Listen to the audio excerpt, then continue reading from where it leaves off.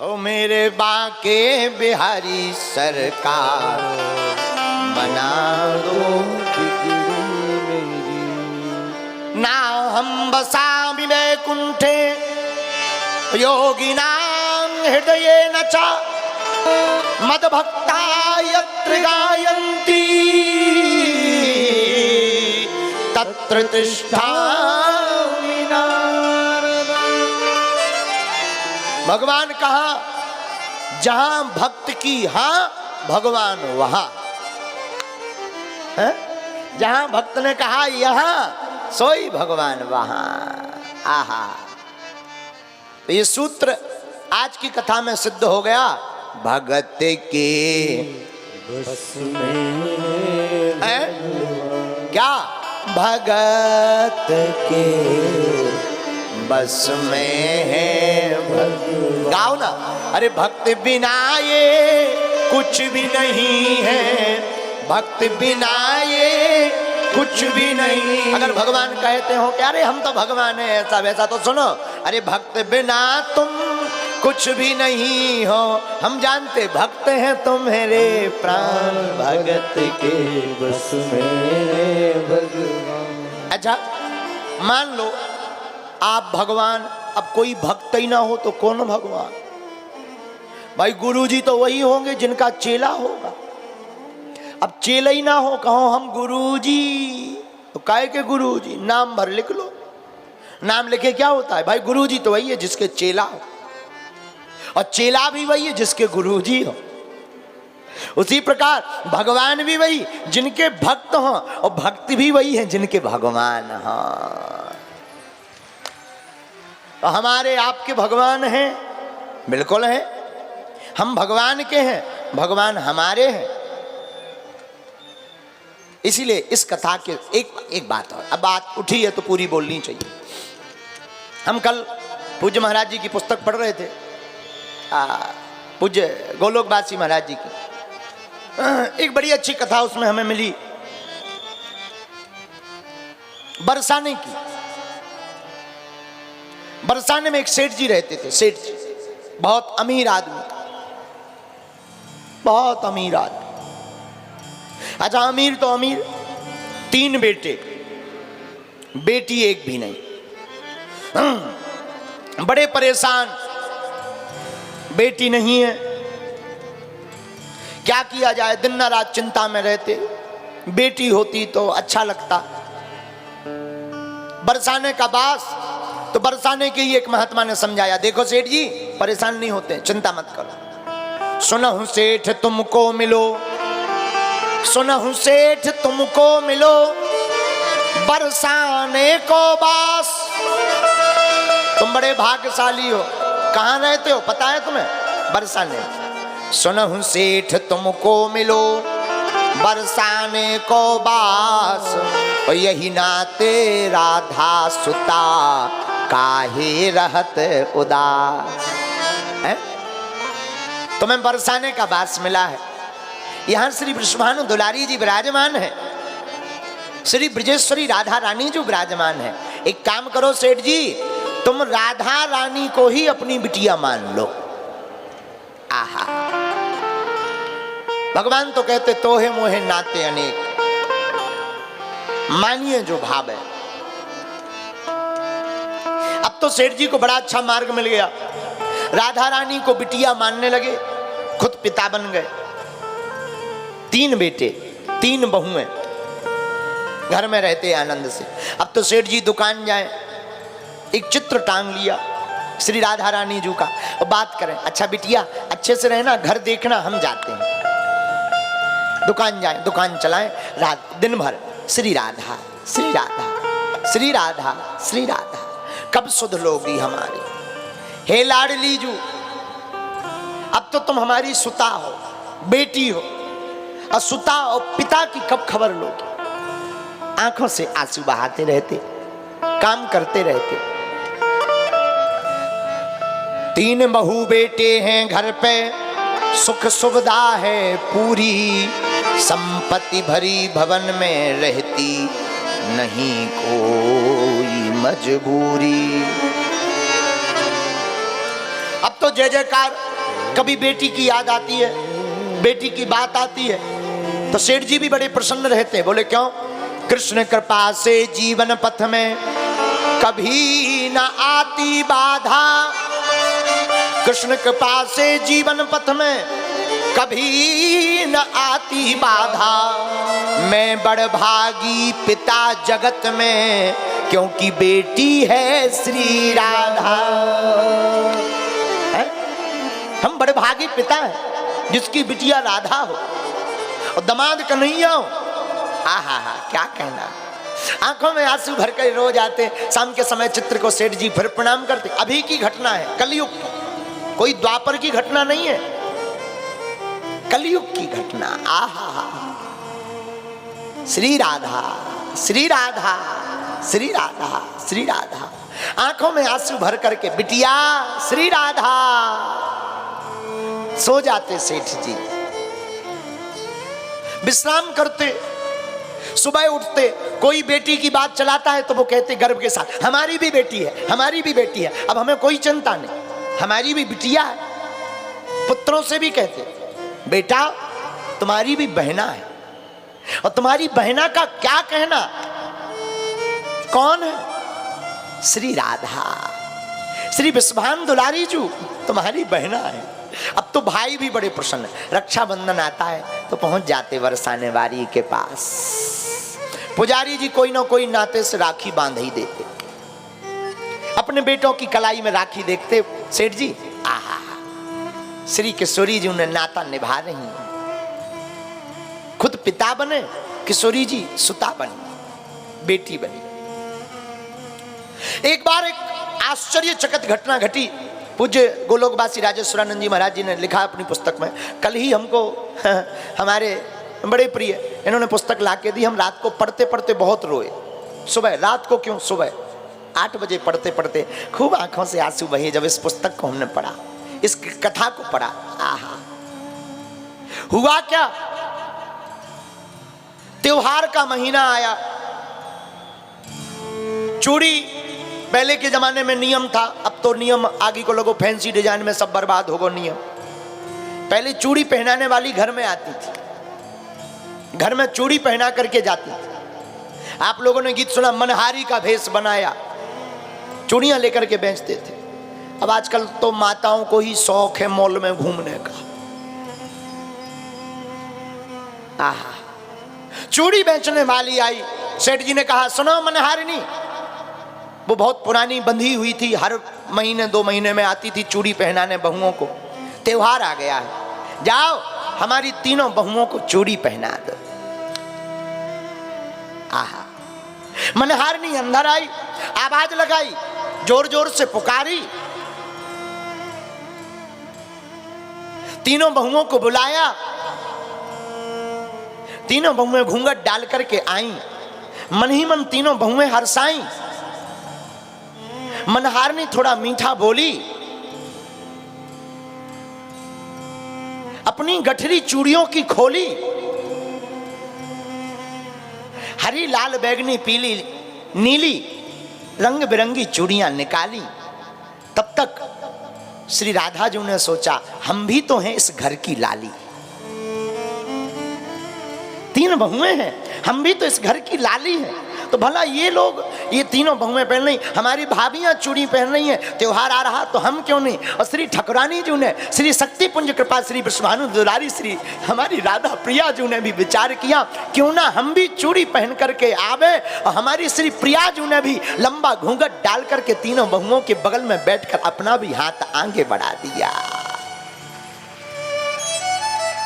आहा, मनहारी ने ऐसा हाथ आज तक नहीं देखा, इतना कोमल हाथ, इतना दिव्य हाथ। मनहारिनी देख करके चौंक गई, 3 की जगह 4। मैं तो कई जन्मों से, कई सालों से चूड़ियां पहना रही, ये चौथी कौन है। सोचा कोई रिश्तेदार नहीं होगी। पहले ब्रज की परंपरा बहुत अच्छी होती थी, लंबा घूंघट, कोई परिचय नहीं लेता था, मुंह नहीं देख पाते थे। ब्रज की परंपरा, लंबा घूंघट। मनहारी विचारी सहमी हुई, लेकिन जैसे ही कर को पकड़ा तो उनमें हर्ष छाया। श्री प्रिया जी के हाथ को पकड़ा, श्री ठाकुरानी जी के हाथ को पकड़ा, उनमें हर्ष छाया, हृदय में हर्ष छाया और कहने लगी कैसी प्रभु तेरी माया, मेरी कुछ समझ में ना आया। उस कर को पकड़ करके आहा आह्लादित हो गई, गदगद हो गई मनहारिणी। चूड़ी पहनाई, कुछ भी कहो, चूड़ी तो चूड़ी है। चूड़ी पहनाई, एक चूड़ी को 3-3 बार डाल रही जानबूझकर। क्यों? इसी बहाने ये हाथ हमारे हाथ में तो रहेगा। जग का साथ छूटे तो छूटे, पर तू ना कबहू मेरे रूठ। आहा, मनहारिणी ने चूड़ी पहनाई, निकल आई बाहर। दुकान पे पहुंची, सेठ जी सेठ जी सेठ जी, आपने कहा था चूड़ी पहना देने, लाओ लाओ रुपया लाओ, पैसा लाओ। सेठ जी तो फिक्स थे, मनहारिणी हमेशा की पहनाने वाली, रुपया भी फिक्स थे। 10 रुपया के हिसाब से 30 रुपया निकाल कर, उस जमाने में बहुत होते थे 30 रुपए, 10 रुपया के हिसाब से 30 रुपए निकाल कर सेठ जी ने आहा उस मनहारिणी को दिए। लो, वो तो झंझला गई। 3 नहीं 4 लोगों ने वहां चूड़ी पहनी और आप हिसाब 3 का कर रहे हो, आपको शर्म नहीं आती? सेठ जी बोले मनहारिणी पागल हो गई क्या? अरे बाबरी हो गई, हमारे घर में बहुएं ही 3 है, कोई रिश्तेदार नहीं आई, नहीं हमारे घर पे कोई रिश्तेदार नहीं आती नहीं है, कोई है नहीं हमारे घर पे, तू पागल है, बाबरी है क्या, बुद्धि सटिया गई क्या? काऊ और को हिसाब किताब मुंह पे तो नहीं जोड़ रही।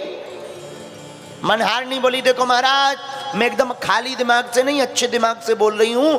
मैंने आपके घर में 4 लोगों को चूड़ी पहनाई, तमाशा हो गया।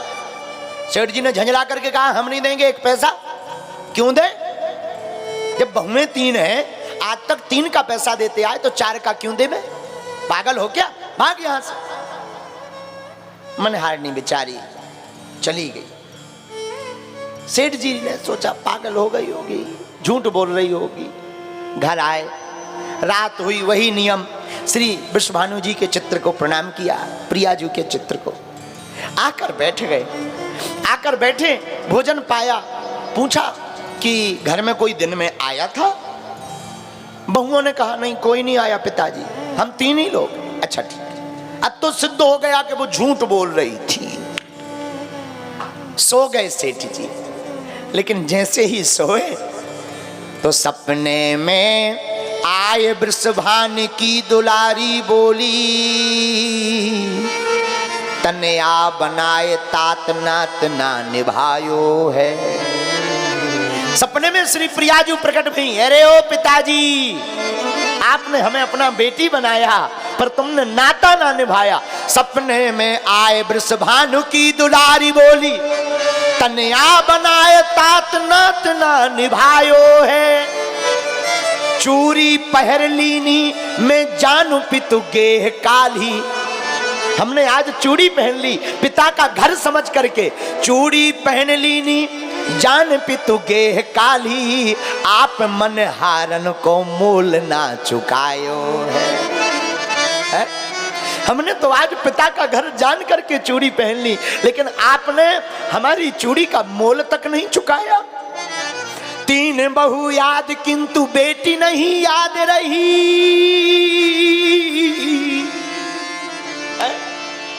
3 बहू याद पर बेटी नहीं याद रही। कहत श्री राधिका को ही ये भर आयो है। श्री किशोरी जी जहां ये बोली पिताजी आपको 3 बहुएं याद रही पर ये बिटिया याद नहीं रही। आहा, और सपने में ही किशोरी जी आंखों में आंसू भरने लगी और आंसू भर के कहने लगी 3 बहू याद किंतु बेटी नहीं याद रही।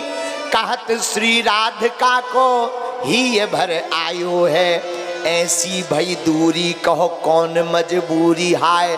आज 4 चूरी काज मोह बिसरायो। हे पिताजी, आज 4 चूड़ी के कारण आपने हमें बिसरा दिया। सेठ की नींद खुल गई, नींद टूट गई, झरझर करके आंसू बह गए। चित्र के सामने जाकर दंडवत लेट गया। बेटा हमें क्षमा कर, भूल हुई सो हो गई, अब ना हुई है भूल। अब भूल नहीं होगी, हमें क्षमा कर दो। हम क्या जाने कि आप हमारे संबंध को ऐसे निभा रही हो। बिटिया तुम तो हमारे प्राण हो। तुम कहती कि उस मनहारनी का मोल नहीं चुकाया। बिटिया तुम कहो अगर हमें अपने प्राण देकर के मोल चुकाने पड़े तो ये तुम्हारा बाप तैयार है,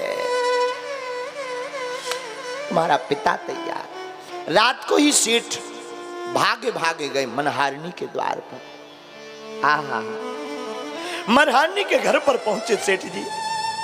धन धन भाग तेरो मनहारी,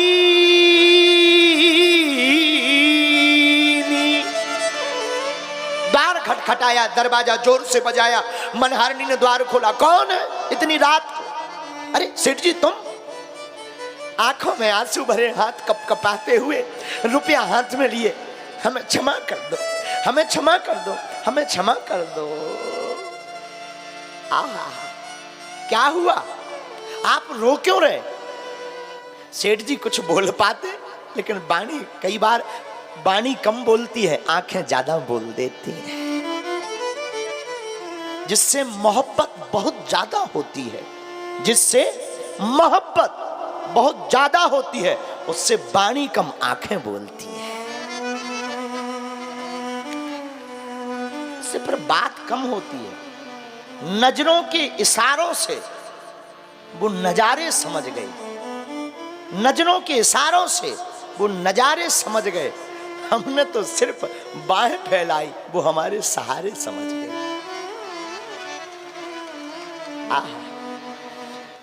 धन धन भाग तेरो मनहारी, तेरे से बड़ भागी नहीं को संत महंत पुजारी।